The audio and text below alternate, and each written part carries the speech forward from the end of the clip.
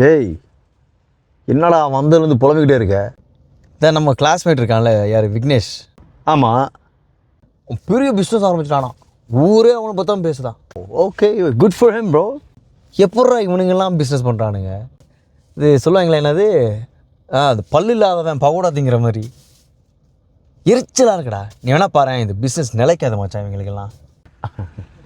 டேய், அவன் கஷ்டப்பட்டு உழைச்சான், பிஸ்னஸ் ஆரம்பித்தான். இதில் உனக்கு என்னடா பிரச்சனை? ஏய், அவனை பார்த்தாலே எரிச்சலாக இருக்கேங்கிறேன். அப்புறம் வளர்ச்சியும் மண்ணாங்கட்டின்ட்டு இவங்கெல்லாம் நாசமாக தாண்டா போவானுங்க. இவனுங்களாம் வளரவே கூடாது மச்சி.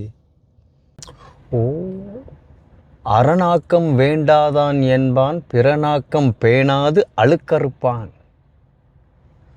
புரியல. அதாவது, எவன் ஒருவன் இன்னொருவனின் வளர்ச்சியை கண்டு எரிச்சல் பட்டு பொறாமைப்பட்டு வாழ்கிறானோ அவன் அறத்தால் கிடைக்கக்கூடிய நன்மைகளை வேண்டவே வேண்டாம் என்பவன் அப்படின்னு நான் சொல்லலப்பா, திருவள்ளுவர் சொல்கிறார். ஏய், இந்த திருக்குறள்லாம் நடைமுறைக்கு பொருந்தாதுடா, சும்மா. So the meaning of this verse is, a person who does not value the prosperity that comes from virtue is the one who cannot tolerate or protect the success of others and instead tries to destroy it out of jealousy.